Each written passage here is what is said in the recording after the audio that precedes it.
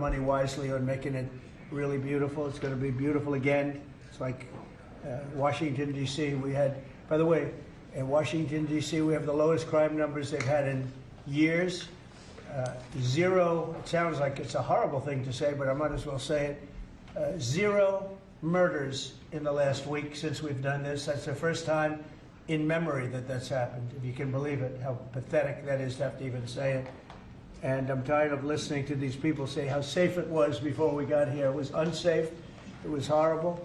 And Mayor Bowser better get her act straight, or she won't be mayor very long, because we'll take it over with the federal government running like it's supposed to be run. The numbers were horrible. It was a crime-infested rat hole, and they do have a lot of rats. We're getting rid of them too. And we've made a lot of progress, and it was extremely unsafe, and now it's extremely safe. We had virtually no crime. The number was down 87%, and I'm trying to figure out where was the 13%, because I don't think it existed. The National Guard has been unbelievable, and they're working with the police, and they have some very good people in there. They have some people that shouldn't be police, actually, but they have some great people there. And the Washington, D.C. is a whole different place, and Johnny, I'm sure you'll be happy to hear that too, actually. Oh, yes. But it's a whole different place. People are excited again. They're going out to restaurants again. That was the other thing I saw numbers. That restaurant business is down in the last week. No. Restaurant business, you can't get into a restaurant. Just really lying people. And that's why people don't understand how bad and how dishonest the press is. I saw one poll that had us at 19% favorable on what we're doing with Washington. Then I saw another one that has us 94% favorable. And I can tell you the 94% is correct. The others are fake, just fake news. They got to get their act together. So bad for our country, so sick actually. So Washington, D.C. is really doing unbelievably well. And the Kennedy Center that we're fixing, I was just there all morning with contractors. We're making it unbelievable. It's going to be unbelievable. It's got great bones, but it needs a lot of work. The World Cup draw will set up the group stage of competition. 48 teams will play in 104 games across 16 North American cities, from Seattle to Vancouver to Atlanta to Miami. It's going to be so exciting for our country. The 2026 FIFA World Cup will be one of the largest and most complex events. This will be one of the greatest events, one of the largest. In a way, it's like Johnny said it better. It's like having many Super Bowls in a short period of time. Because each one of these games essentially is a Super Bowl. Some of them are bigger than Super Bowls, actually. But they're essentially, each one of these games is like a Super Bowl. The 2026 FIFA World Cup will be the largest, most complex set of events in sports history. And the Kennedy Center will give it a phenomenal kickoff, and we'll be involved, and they'll be working over there for quite a bit of time. We have it all set that they can stay there for the big events, the big press conferences and everything else. And they'll be in a very safe capital. That'll be nice. You don't have to worry about walking down the street, Johnny, okay? Thank you. But you could handle yourself. I could. Okay. Already FIFA is projecting 6 million loyal fans will attend the World Cup events next year, and 6 billion more are going to be watching back home, and they think the $6 billion number is going to be actually a low number. And this will drive more than $30 billion into the U.S. economy and create 185,000 American jobs in a short period of time, too. No sporting event attracts more attention, more fans, more viewers, or more revenue than the FIFA World Cup. And again, I'll just say it's the World Cup, and it's the biggest thing there is in sports, and we have it. And I got it in my first administration, and I was really somewhat devastated, as devastated as I can be. I don't have time to get too devastated. I was very happy that today, as you saw, the group that does this, a government group, radical left group, announced that Trump was right. Took in $4 trillion worth of tariffs, that the $4 trillion are going to reduce the deficit by numbers far greater than they ever expected or heard of. And by the way, the stock market went up 1,000 points. That was as of 10 minutes ago. I can't tell you what happened. A lot of things happened. But the stock market's up almost 1,000 points. And it's basically on the news that the release that just came out from government that the tariffs that everybody was talking about, that the whole world respects us for because of what we did. The tariffs are going to be at $4 trillion. They're going to reduce the deficit by $4 trillion, Mr. Vice President. What do Pretty you good, think? sir. Too bad it's not 5, right? That's right. It's had a huge impact, and the stock market is way up. But this will drive more than $30 billion in U.S. economy and create 185,000 American jobs. No sporting event attracts more attention or more fans or anything else. And I just look forward to the draw. So we're going to have the draw, essentially, Johnny, at the Kennedy Center. Yep. And by that time, it'll be in even better shape. We're working on it. It's about a year project to make it. It'll be great. It'll be fantastic. You see the way this is looking? Look, nice. I can't tell you how much that gold costs. A lot of money.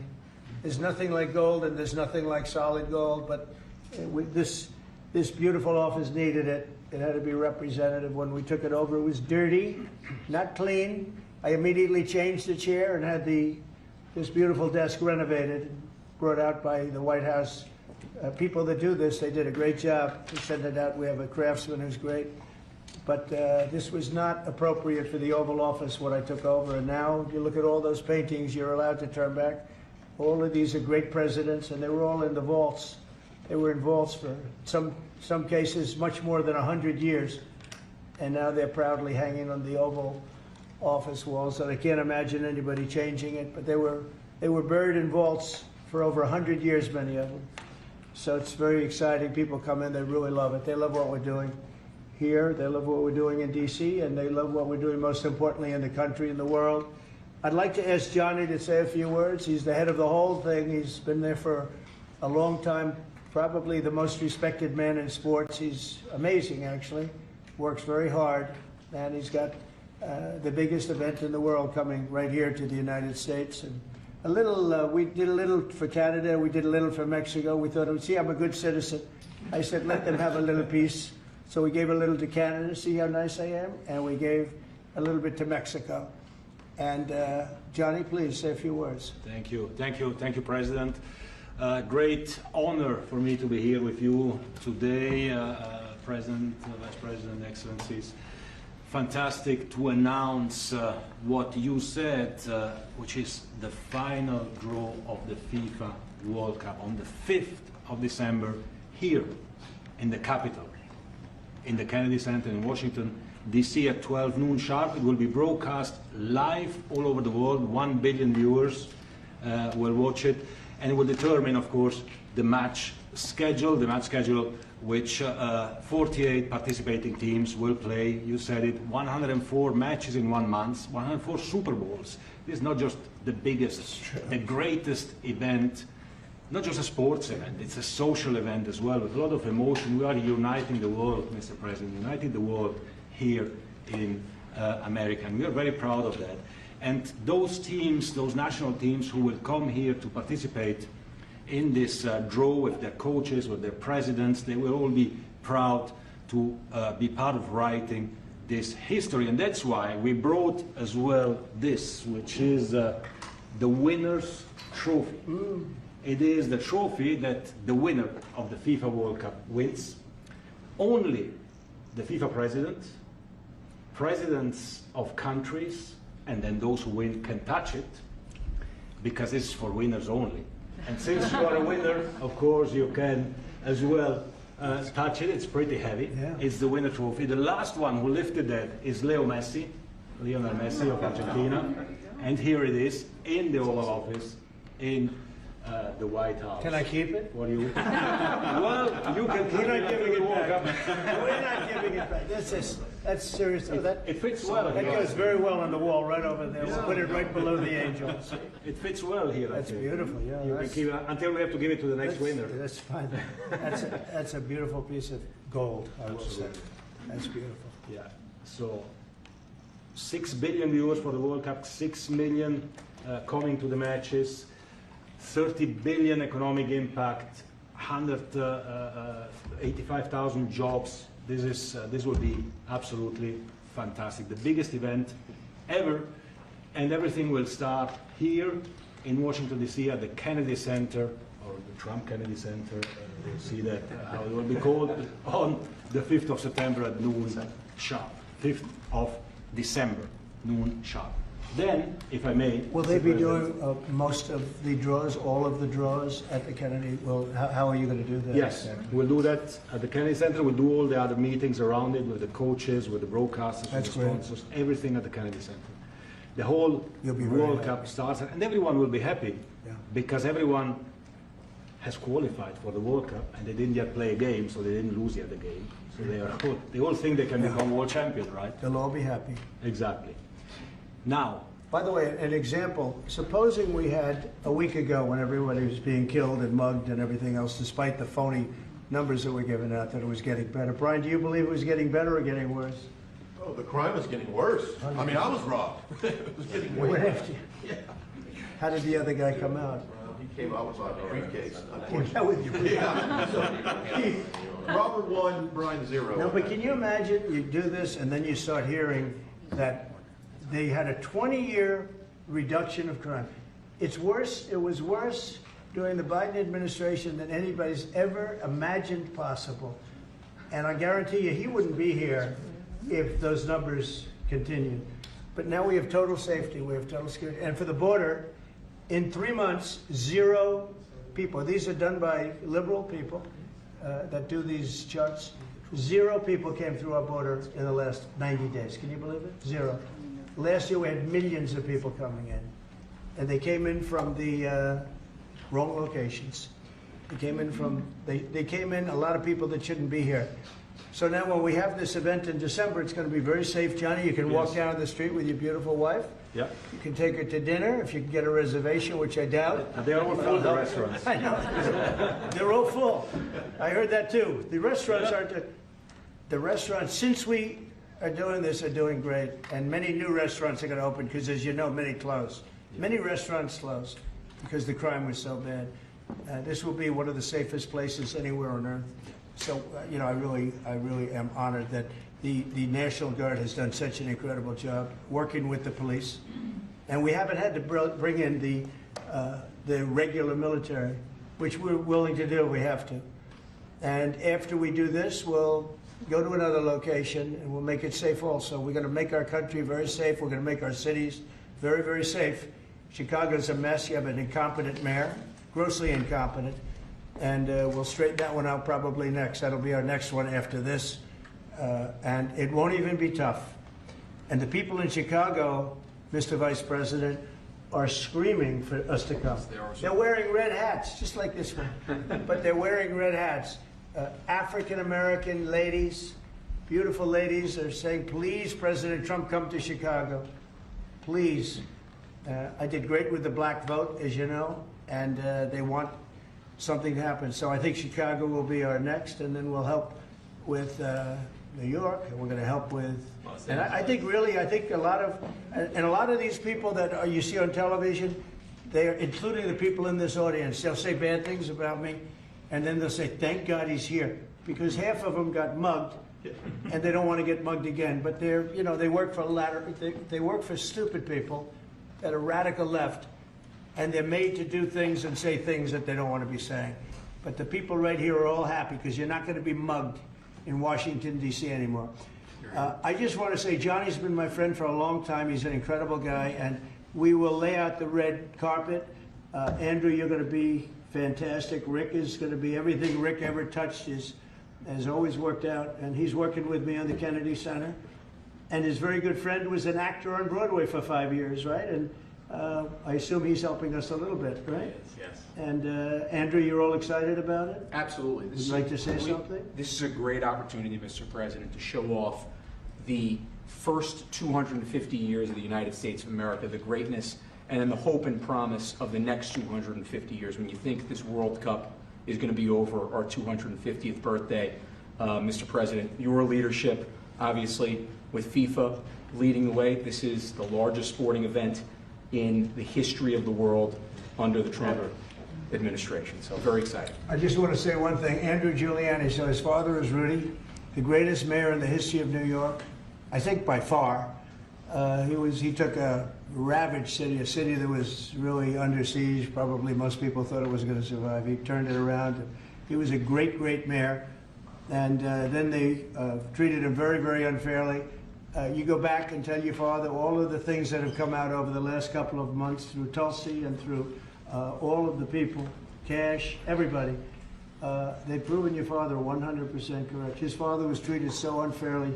Your father has been 100% correct. And tell him we all love him, okay? Thank you, Mr. It's President. been amazing. What he had to go through was very, very unfair. Nasty. These are bad people.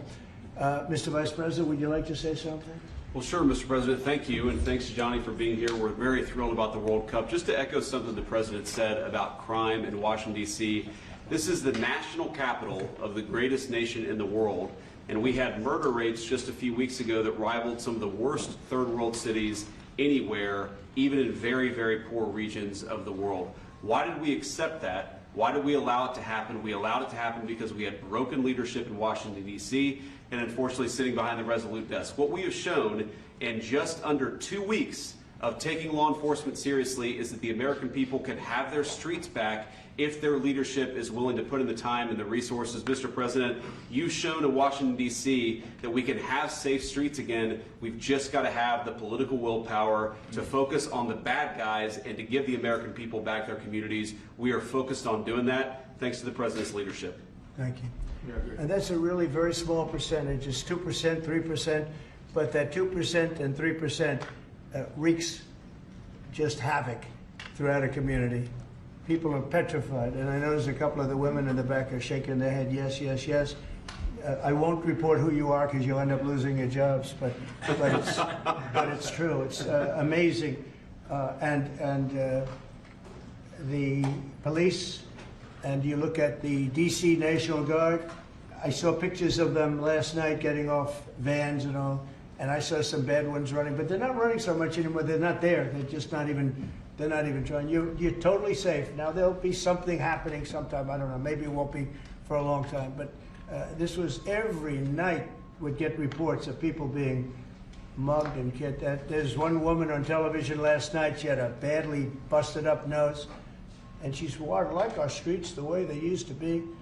And she thinks it's going to happen like by doing nothing. And they said, what happened to your nose? She got slugged by a guy walking down the street, slugged. Her nose will never be the same, I guarantee you, unless it takes a pretty good turn. She wasn't really for us. But she sort of said, well, maybe something has to happen. Before this happened to me, she got whacked. And I don't think she'll ever be the same. She almost became, she was a half a Trump fan, a woman that would have never been a Trump fan, but she was hit hard. It's not going to happen anymore. Not going to happen anymore. But then we're going to beautify the city too. That's where I was today at Kennedy Center. And we're going to beautify the city like it hasn't. And we're working with Clark Construction, the biggest construction company in Chicago, and in Washington.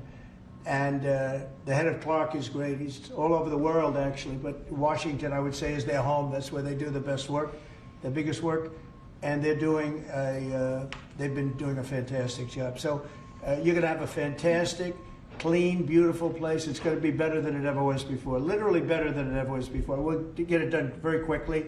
And I want to thank Clark because they're doing a lot of work in a lot of different locations. But they've been fantastic for getting us the right contractors and the people that can really do the job right. And Johnny, did you want to say something? Yes, one more thing, because as you rightly say, you know, with security and beautifying cities and the whole country, we want people to come and enjoy and have fun. And that's why this is not just the most iconic trophy in the world of sport, but we start on the 10th of September the sale of tickets for the FIFA World Cup, and we have the first ticket here for the final. Good. For you. Oh, good. That's cool. Wow. It's of course row 1, seat 1. It's ticket number I 45, hope so. 47, and it's for the final in New York, New Jersey. And so you have your ticket already for the final. All the others, 10th of September, start getting your tickets. That's beautiful. Yeah. 6.5, 7 million tickets. Fans will enjoy You do the records. security here. Will be fantastic. You're going to do record business, I think. 100%. Christy, would you like to say something? Yeah, Mr. President, millions of people will come to this country, and we'll make sure they get their travel documents, their visas, that they want to come here and spend their money and enjoy this sporting event. It'll be the largest event in the world. And sir, you're reminding me of something that my dad used to say all the time when I was growing up. He would say, Christy, you kids need to look like you respect yourself before anybody's going to respect you. And in this country, when people look at our streets, when they look at our capital, you're bringing respect back to this city. And people will respect our country more because it's safe, it's clean, it's beautiful. And what you're doing is transforming this nation by making sure that our laws are upheld. And millions of people are going to come and be able to enjoy it next year, and I'm excited about that. Thank you for doing that. Well, our country is respected again. And a year ago, we had a dead country. I'm telling you, it was a dead country. It was a country that had lost its way. It was a country that was going to fail. Look, even today, where they say $4 trillion in reductions of deficits, and this was totally unexpected. They didn't expect it. I mean, I don't know where they've been, the people that do this stuff, but it's terrible. I want to thank Christy for another reason. I said to her 2 weeks ago, I said, Christy, do me a favor. I built hundreds of miles of wall. I built the same wall that the Border Patrol asked me to build. It wasn't my first choice. I wanted to do concrete plank and everything nice, but you wouldn't have been able to see through it. So I had Border Patrol in, and they tested everything else. And we gave them steel wall, high-grade steel, very hard to cut. And we gave inside that is 9,000-pound concrete, which is a very tough concrete. Inside that is rebar, a big, fat piece of rebar. So you have all different materials that are very hard to cut, and you need different instruments to cut each one. And I said, Kristen, we got to get a coat of paint on it. And I didn't know she was listening, but I said, we got to get a coat of paint, and it should be black, because black makes the steel very hot. It's untouchable. You could fry an egg on it. And if you got a good black, flat paint, it would look beautiful. It will preserve it from rust.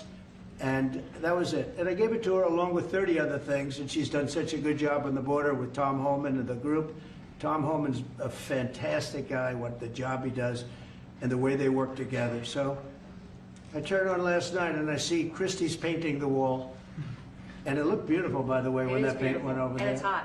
It's hot. Yes, it is. It's hot. If it's white, it's not hot. If it's black, it's going to be very hard to climb that sucker. It's not going to be easy. But it's black and a high quality black. You know, it really looked good. Yeah, we got Is the that going paint to be you a told us two-coat to. job or a one No, coat? just one coat. One coat. We Good. used the paint you told me to buy. Yep. The Yep. two-coat will take place in 3 years from now. Right? We'll do the second coat. But it looks beautiful. But thank you very much. I didn't know you were listening to that, Absolutely. because we talked about 7 different subjects, and all of a sudden I see her out there painting with a lot of painters and everything else. But it was a beautiful thing to say. Yep. Would you like to say something? You've been such a big part of this. Please. We're just, Mr. President, we're delighted to be here today for this announcement, but we're also looking forward to having you at the final. Oh, yes. On July Oh, yes. 19th No, we'll be in New there. York, New Jersey. We're going to be there. A lot of people are going to be there. A lot of people. I'd like to thank you all. Do you have any questions on FIFA, first of all? It's going to be a big event at the Kennedy Center. Do you intend to take part in it? Will you have a part to play on December 5th? I may play. Hosting, I mean, I see the money that these soccer players, you know, we call it soccer, but I see the money that these soccer players are making. I may try and play. I'm a very good athlete. My son is a very good athlete, and he's a good soccer player. He's on the tall side for soccer. Yeah. He's 6'9". That's pretty tall. But That's pretty it's cool. on the tall side. He's good. It's on the tall side, but he's good. But no, I may put on shorts. I look extremely good in shorts and join the play. You know, no, it's going to be a lot of fun. It's going to be good. Many foreigners who want to come to attend the event are concerned about the visa situation. Can you reassure them? Yeah, they're going to have a very easy time getting in. Certain countries are going to be very, very easy, and other countries are going to be obviously a little bit more difficult. Would you like to explain that, Kristen? Yeah, absolutely. We have a process set up that we'll be implementing on getting visas approved. Everybody will be thoroughly vetted, but they'll be welcome to this country. It'll happen quickly, and we're excited for them to come. So I would hope that around the world people know that the United States is excited to bring their family here to enjoy this event. America welcomes the world. Yes. And I can really, from the collaboration that we have, testify for that. Absolutely. Thank you. And I just sent a picture from somebody that wants to be there very badly. He's been very respectful of me and of our country, but not so respectful of others. But I'm going to sign this for him, but I was sent one, and I thought you'd all like to see it. That's a man named Vladimir Putin, who I believe will be coming, depending on what happens. He may be coming and he may not, depending on what happens. We have a lot of things happening over the next couple of weeks. So, but I thought it was a nice picture of him. Okay of me, but nice of him.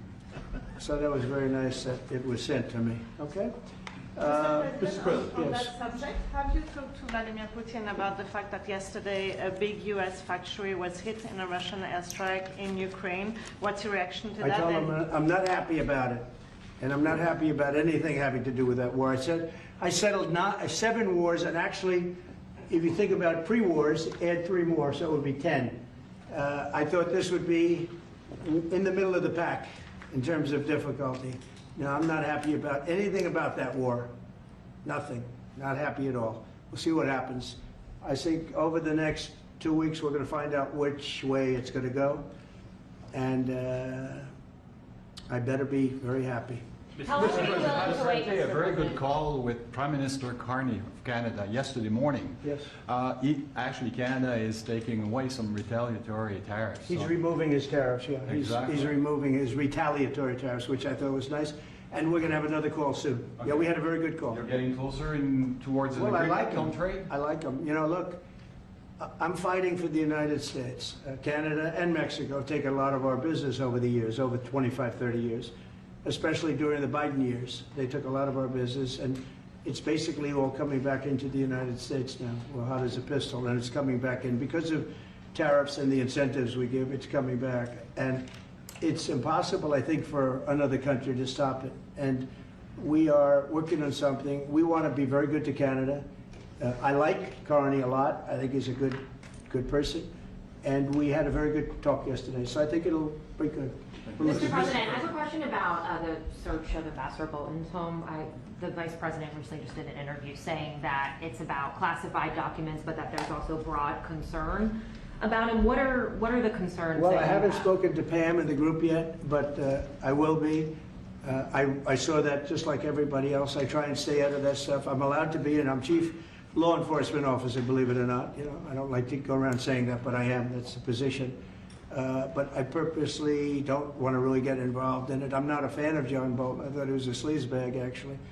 And he suffers major Trump derangement syndrome, but so do a lot of people, and they're not being affected by anything we do. I don't know anything about it. I just saw that. I'll find out about it. But if you believe the news, which I do, I guess his house was raided today. But my house was raided also, called Mar-a-Lago. They went through everything they could, including my young son's room and my wife's area. They went through her drawers, as the expression goes. They went through everything you can imagine. And when she came back, she said, she's very neat, you know, she's meticulous. And she looked and she said, whoa, this wasn't the way that she had it. So, you know, so I know the feeling. It's not a good feeling. Thank you. Mr. President, on Ukraine, how long will you give Putin? A couple of weeks. We're going to figure it out. We'll find it. Do you think you'll have to intervene at some point? Look, it takes 2 to tango. You understand that. I wanted to have a meeting with those 2. I could have been at the meeting, but a lot of people think that nothing's going to come out of that meeting. You have to be there. Maybe that's true. Maybe it's not. But we're going to see. In the meantime, people continue to die. But I've solved 7 of them where they were in wars for 31, 35, and 37 years. We had 3 of them that were for more than 30 years, Johnny, and I got them solved. And we solved one that could have been a nuclear war with India and Pakistan. That was getting ready to be a nuclear war. I solved them all. And this one, I thought we would have had it done by now, but it's more difficult. There's a lot of anger, a lot of hatred. There's a tremendous amount of hatred there. So. But we'll see what happens. I think in 2 weeks we'll know which way I'm going. Because I'm going to go one way or the other. And they'll learn which way I'm going. Mr. President. If I got 2 questions for you, one on FIFA, the other one on DC. Can you talk about the economic impact that FIFA will have in these cities, and what's your message to the mayors to get their cities prepared, not only the beautification process, but also the safety aspect? Well, Los Angeles is an example. You know, it's poorly run. We have a mayor there that can't even get permits to the people that lost their houses. Lee Zeldin got every permit. The hardest permit is the federal permit. Within 20 days, every single permit was there for the people to build their houses. But people are writing us and they're saying they won't give us, the mayor is incompetent. The governor's incompetent. You know, Gavin, I know Gavin very well. He's an incompetent guy with a good line of bullshit. And he doesn't get the job done. And frankly, those people want to build their houses. It's terrible. They could have been built. Some of them could have been built already. But think of it, the federal government that has the most complex part, and it's the most complex environmental thing to do. We got it, everybody had it within 30 days. And they're not even close to getting their permits. And now they're talking about taking some of those sites and building low-income housing on them. These are high-end neighborhoods. And I'm all for low-income housing. I built a lot of low-income housing. I know all about 236. I know every program that there is in the government. I used every one of them. I know more about low-income housing than probably almost anybody. And it's great. It's fine. It's wonderful. But you don't build it in Pacific Palisades. You don't build it there, and you don't build it in the other areas that burn down. So they're talking about putting up low-income housing. And you talk about riots. They're going to have riots if that happens because you're taking the people's property away. They want to build their houses, and they're unable to get permits from the mayor and from the governor. And that's a terrible thing. But, and let me tell you, if I didn't send in the troops in Los Angeles, Johnny wouldn't be in Los Angeles. You wouldn't be having your World Cup there. I sent in the troops and we kept it. And even the police commissioner, the sheriff and the police commissioner, they all said the same thing. They said, we could have never handled what was happening. You saw that, you were there. He said, we could have never handled what was happening. And then you hear Gavin Newsom, after it's all quelled, you hear Newsom get up and say, we could have done this for ourselves. No, they couldn't have. And if they could have, I wouldn't have taken the chance either. Okay, my second question is on crime prevention. Would you be open to expanding the national concealed carry to apply to D.C. like it does in other states like Texas? Yeah. Well, they have it in some states and they feel strongly about it. As you know, I'm in favor of it. People have to protect themselves. I'm a Second Amendment person, very simply. People have to be able to protect themselves. Especially like in Washington, you walk down the street, a guy comes up and slugs you. He's got a pistol in his hand. You can be tough, you can be in great shape, you can be a powerful person, or you can be a guy that weighs 100 pounds with a gun in your hand. Right. And I'll bet on the guy with the gun 100% of the time, right? And so you need protection. So I'm a Second Amendment person all the way. Yeah, please. President Trump, you said this morning that you're working with Congress to get $2 billion to help clean up DC. Have you had any conversations with Mike Johnson and John Thune about where they're going to get that money from? Which money? You said this morning that you're going to get $2 billion from Congress to help clean up DC. Yeah, I've spoken to Mike Johnson. I've spoken to John Thune, the Senate, the House, and I think it's going to be very easy to get. It's going to be not a lot of money. I wouldn't even know where to spend the number that you mentioned, but it's going to be money to beautify the city. Yeah, they're ready. Everybody wants to save D.C. In one way, it's the easiest. The violence was more than any other city in the country, actually, by far. It may have been more than any other city in the world, if you could think.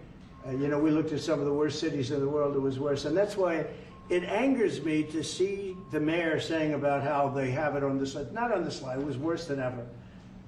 Yeah, we have no problem getting that money. That money will come out of Congress. I think it'll be even bipartisan. That is the plan. I mean, I would imagine Democrats would vote for that one. Is the plan to get it before the September 30 spending deadline on the Hill? Well, I don't know if there is a deadline, because if I declare a national emergency, which this was, that ends the deadline.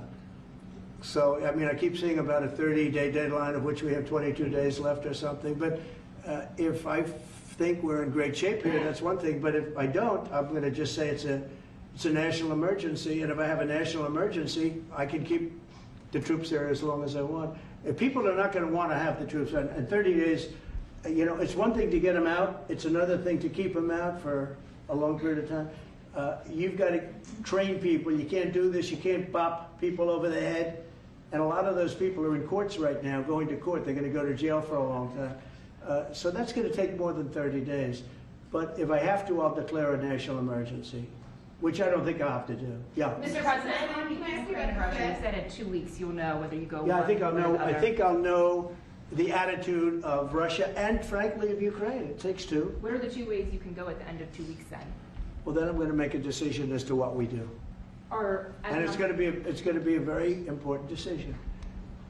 And that's whether or not it's massive sanctions or massive tariffs or both.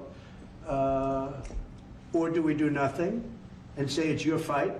Look, I would have never been in this war if I were president. You wouldn't have had this war. It was never going to happen. This was caused by stupid people that fought. And you know, people say, well, how do we know?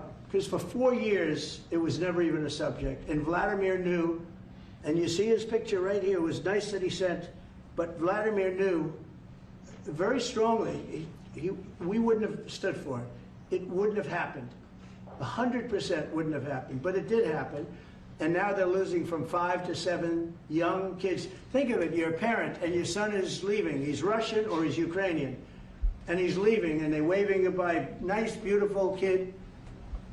Nice crew cut, all set. He wants to be a soldier. And goes there, first week he has his head blown off. And he's no different than you people, me. And it doesn't matter where. I mean, I solved a problem in the Congo that was vicious. Rwanda and the Congo, the Republic of the Congo. And they were fighting for 31 years, and it was machetes. People were getting their heads chopped off. That was going on for 31 years. I got it solved. You saw it. They came to the White House, and we signed an agreement. It was amazing. People can't believe we got it done. I love to stop killing. I really do. People thought it would be just the opposite. Hillary Clinton said, oh, he'll get us into a war. No, I'm getting everybody else out of wars. Are you saying there's a real possibility then that you do nothing if Putin doesn't come to the table for a ceasefire or try to end the war? I'll see whose fault it is. If there are reasons why, I'll understand that. I know exactly what I'm doing. We're going to see whether or not they have a meeting. That'll be interesting to see. And if they don't, why didn't they have a meeting? Because I told them to have a meeting. But I'll know in 2 weeks what I'm going to do. I have pretty good ideas. Your Justice Department is also sending some of the Epstein files over to the House Oversight Committee today. Are you in support of them releasing all of them? I'm in support of keeping it open. If they wanted innocent to release... people shouldn't be hurt, but I'm in support of keeping it totally open. I couldn't care less. You got a lot of people that it could be mentioned in those files that don't deserve to be. You know, people, because he knew everybody in Palm Beach. I don't know anything about that, but I have said to Pam and everybody else, give them everything you can give them, because it's a Democrat hoax. It's just a hoax. The whole Epstein thing is a Democrat hoax. So we had the greatest 6 months, 7 months in the history of the presidency, and the Democrats don't know what to do, so they keep bringing up that stuff. But it affected them. Bill Clinton was on his plane and went to the island supposedly 28 times. I don't want to bring that up, frankly. You have Larry, whatever his name is, Summers, the head of Harvard, who was Jeffrey Epstein's best friend. Nobody ever talks about that. I mean, but I don't want to hurt Larry Summers, but he was best friends with Jeffrey Epstein. No, this is a Democratic hoax to try and get the significance of what we've done over the past 7 months. Nobody's ever seen anything like it. They say it's #1 in history. What we've done, including stopping 7 wars. I mean, just include that. And now you look at the stock market today. It's way up to start off with from where I took it. And this market was going to crash. If Joe Biden or Kamala were president, this market we would have had a crash like in 1929. You're not going to have that. It's only a question of how high is it going to go. You know, I had the strongest economy in the history of our country. And despite COVID, we had the strongest economy in the history of our country. And we're going to blow it away this time. I was always good at making a lot of money. And whether it was for myself or whether it was, I like doing it this way better. I mean, I like making it for the country. Our country's been ripped off by friend and foe, nations all over the world ripped off. And the friends have been much worse than the foes for the most part.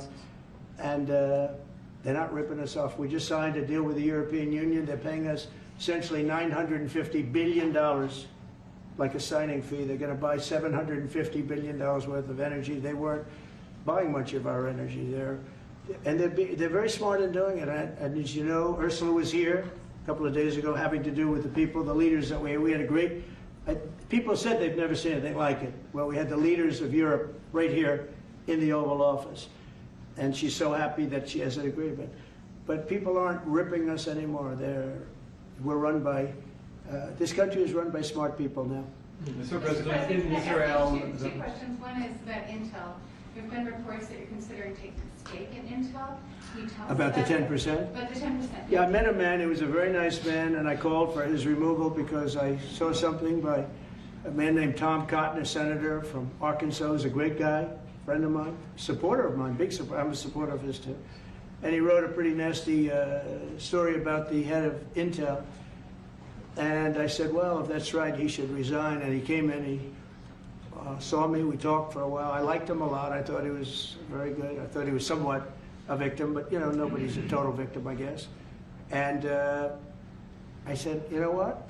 I think the United States should be given 10% of Intel. And he said, I would consider that. I said, well, I'd like you to do that because Intel has been left behind, as you know, compared to Jensen and some of our friends, NVIDIA, some of the people, and the people in, because Intel should have never been. Intel was the biggest, most powerful chip company in the world. And then they started leaving. And they started going to foreign countries, in particular Taiwan. And if we had a president that would have said, okay, you can go to Taiwan, but we're going to put a 100% tariff or a 200 or 300 or a 500% tariff, anybody that sells into the United States has to pay. They wouldn't have left. They would have never left, and we wouldn't have. So in the meantime, we had people that were, in some cases, good politicians that weren't good on trade. I loved that man, but he was not good on trade. I totally disagreed. He allowed the car industry to be taken out of this country. We lost 50% of our car industry. But that's all coming back. It's all coming back. But if somebody would have said that with Intel, would be a giant right now. Now with that, they've had some bad management over the years, and they got lost. And I said, I think you should pay us 10% of your company. And they said, yes. That's about $10 billion. I don't get it. This comes to the United States of America. And I said, I think it would be good having the United States as your partner. He agreed. And they've agreed to do it. And I think it's a great deal for them. And I think it's a great deal. He walked in wanting to keep his job, and he ended up giving us $10 billion for the United States. So we picked up $10 billion. And we do a lot of deals like that. I'll do more of them. If somebody has, like we have restrictive covenants with Jensen. We have, it's NVIDIA. And to unrestrict the covenant, nothing to do with losing our powers or military or anything, because that I wouldn't do. But there are things you can do that don't affect us, that actually help us. And if we're going to give somebody a free out, a restricted covenant, we have a strong restrictive covenant on certain industries. And I will absolutely give somebody a opening on a restrict to do a lot of business, which is good for us, as long as it doesn't hurt us in a security or military way. And if I do that, I think the country should be paid, because anybody else, I have it in real estate where I'll have a deal with somebody and I'll have them restrictive covenant. Then they'll come back and they'll say, I'd love to be able to build over here, but I'm not allowed to because you have me covered, you have me restricted. I say, I'll let you build over there, but pay me a lot of money. No different.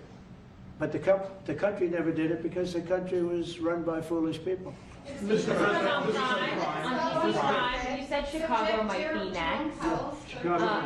Are you making, have there been concrete steps that the administration is taking to do that? Or what are other cities as well? I haven't spoken to the mayor. He's grossly incompetent. I haven't spoken to the mayor. No. When we're ready, we'll go in and we'll straighten out Chicago, just like we did D.C.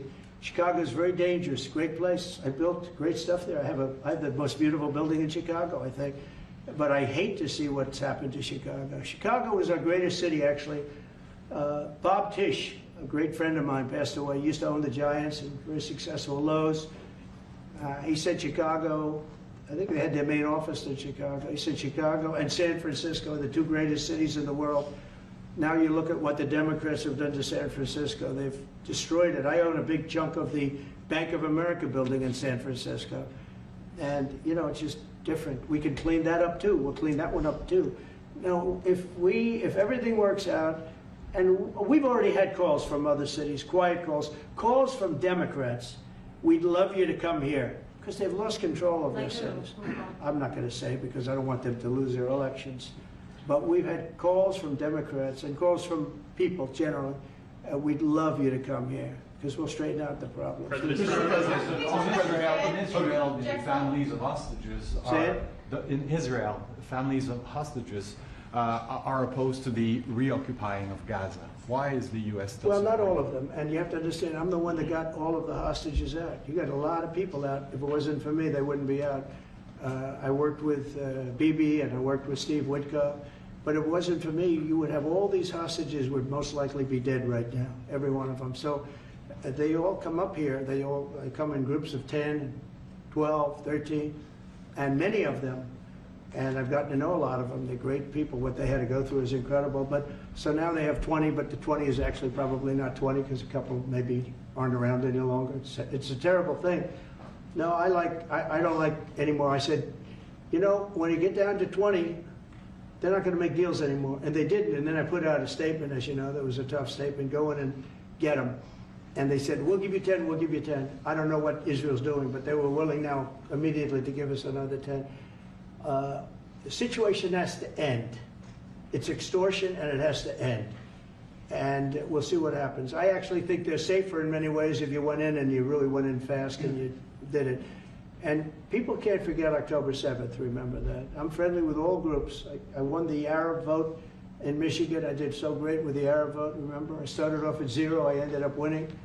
I wouldn't say the candidate was the greatest, but I would have won against anybody. They're great people. But we have to do things properly. And you know, I'm very proud to say I got the hostages out. You have hundreds of people that are living now because of me. And now we have that final little group of people. And Hamas knows that if they give them, that's probably the end of their lives. So it's not easy to get. And I know if you're a parent, you just don't care. I want my baby back. They want their babies back. They want their kids back. And I understand it. But I got them out and did a good job. And we're doing everything we can to get the hostages out. Thank you all very much. Yes? So Jackson Hole, Jay Powell today said, he suggested that they might cut interest rates, but they haven't proceeded. Well, we call him too late for a reason. He should have cut him a year ago. He's too late. You know, we have a stock market that's up 1,000 points today. I better be careful because I go out there and I'll see it's down 1,000, right? But it's up 1,000 points when I came in here. We have a country that the market's the hottest it's ever been. The country's better than it's ever been. We have a military that I rebuilt largely in my first term. We had a great, successful first term, but this is going to be even better.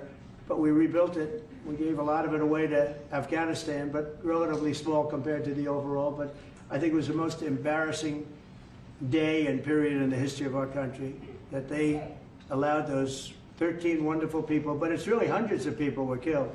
And they don't talk about the 48 that was so severely wounded with no legs, no arms, nobody ever mentions them except me. But that was the worst day, the most, it just showed how incompetent. Frankly, if that didn't happen, I really believe that you might not have had the problem with Russia. I think Putin was sitting there watching these stupid people running our country and said, this is a time to invade. It's, you know, this is a time. And then Biden made the statement, well, he can do a small incursion. When he said that, it was off to the races, right? When he said he can do a small incursion, remember that? I was surprised he knew the word incursion. I didn't think he had that good of a vocabulary. I want to thank everybody. It's very important to me and to everybody up here, the World Cup. And Johnny has been so incredible. I mean, he's really a great leader. I mean, to think, I said, Johnny, do it by phone. You don't have to come. No, he said, I'll come. And he flew all night long to be here and listen to this about how great we're doing in D.C. But he's a fantastic leader, and this will be your most successful World Cup ever. Thank you, Jim. Thank you so much. Yeah, can he win it, Mr. President? I don't know. I watch some of those teams go around. They go down that field. I don't know. But let me ask you: what chance does America have of winning? Well, the home team always has a good chance to win. It depends how it starts. No, but it has some good players. Yeah, of course. You have a chance. Will Bear be going to any of the games, Mr. President? I'd love to have him. He'd love to. He's very tall. Maybe we could make him a goalie. The goalies are very tall now, right? Yeah, goalies are very tall. The goalies, well, he'd be a perfect goalie. 100%. At his height, he'll be a great goalie. Exactly. So we'll put him on the American team. No, but do the Americans have a chance of, like, getting into the quarterfinals? Yes, right? Definitely. No, the quarterfinal, definitely. But then, you know, as the tournament goes on with the public 250 years of the United States, let's not forget, they will all feel energized about that. You know, it's amazing. The talent is really great when you watch these things. I went to the game 2 weeks ago, and it was a big upset. But you look at these people, the way they pass it, it's amazing, really amazing. It's a great art, right? Yes, It's a great talent. It is incredible. You know the Will you draw the expression? names out of the hat? What? Will you draw the names? of the matches? Will you- I don't know. That's something. He's the boss. That's an interesting proposal. He's the boss. We'll discuss that. It's going to be great. And I think the American team is going to do well. I mean, I hear it's a very good team. Good luck, everybody. Thank you very much. Thank you. Thank you so much. Thank you, guys. Love moving along. Thank you guys. Keep a lot of those photos. Thank you guys. Thank you. No, I just got Keep one. moving. Thank you. Thank you guys. We're done. We're done. Thank you. It was a nice photo. Thank you very much, everybody. You guys keep moving. Thank you. Andre, this way. Everyone forward this way. Thank you, everybody. Keep moving. Thank you. Thank you guys. Keep moving. Thank you guys.